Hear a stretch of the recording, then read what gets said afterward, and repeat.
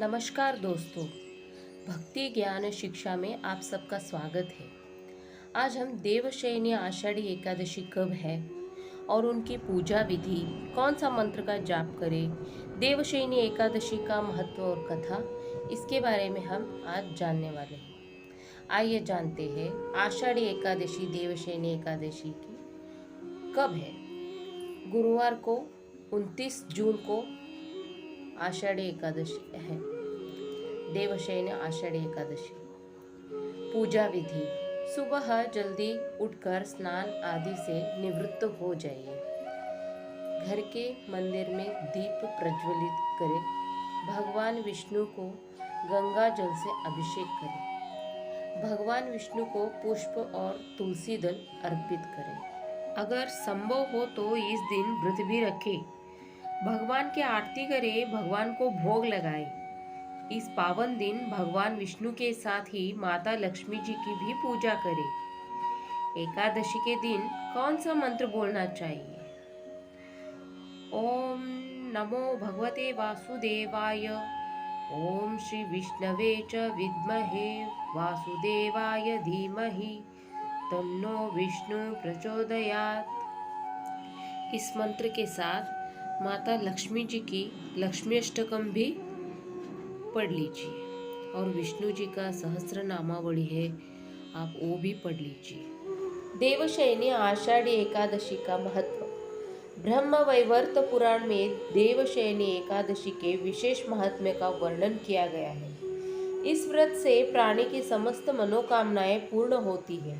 यह एकादशी आषाढ़ मास के कृष्ण पक्ष की एकादशी, जिसे योगिनी एकादशी कहते हैं। इसके बाद में आती है आषाढ़ एकादशी के शुक्ल पक्ष की एकादशी को ही देवशयनी एकादशी कहा जाता है।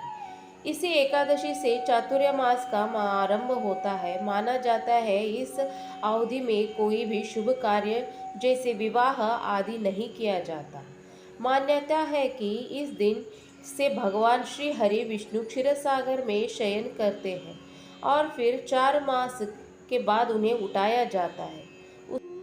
उस दिन को देवोत्थानी एकादशी भी कहा जाता है। इस बीच के अंतराल को ही चतुर्मास कहा गया है।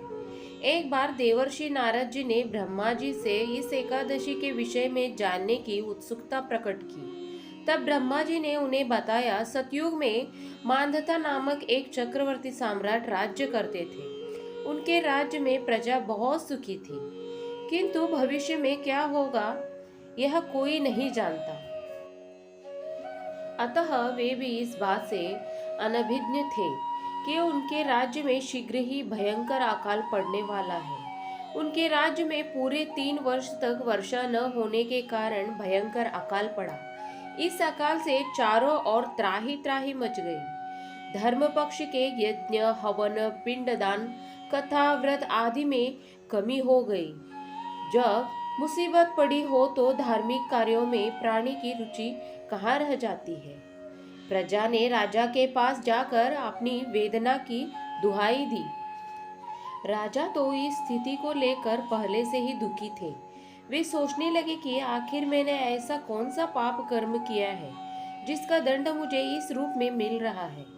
फिर इस कष्ट से मुक्ति पाने की कोई साधन करने के उद्देश्य से राजा सेना को लेकर जंगल की ओर चल गए।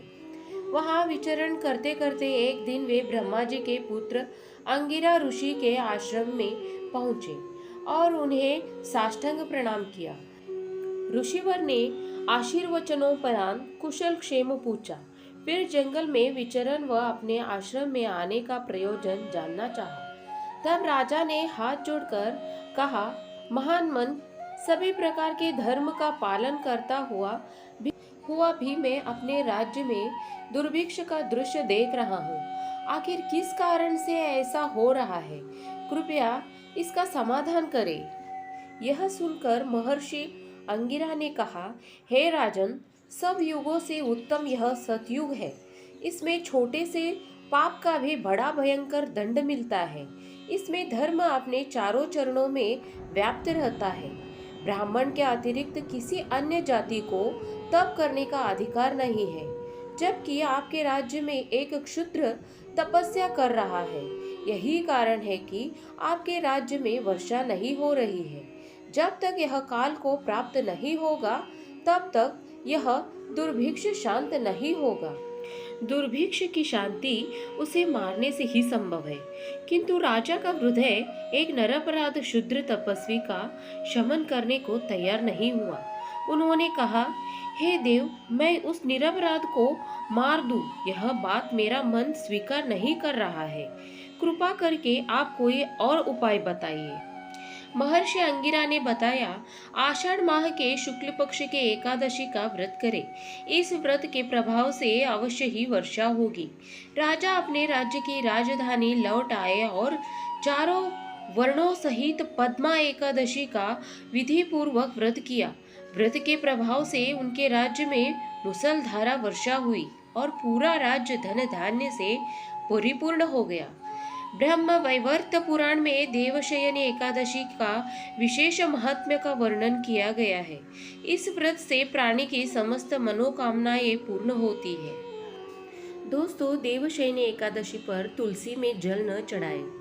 इस दिन विष्णु प्रिय तुलसी माता भी निर्जला व्रत रखती है। साथ ही इस दिन तुलसी दल न तोड़े, इससे माता लक्ष्मी नाराज हो जाती है। देवशयनी एकादशी पर दातून करना, दूसरों की निंदा करना पाप का भागी बनाता है। दोस्तों, आशा करती हूँ छोटा सा वीडियो आपको पसंद आया होगा। इस पर आपकी क्या राय है, प्लीज़ हमें कमेंट करके बताइए। वीडियो पसंद आया है तो लाइक शेयर करना बिल्कुल भी ना भूलें। चैनल पर नए हो तो चैनल को सब्सक्राइब कर लीजिए। वीडियो देखने के लिए आपका बहुत बहुत धन्यवाद।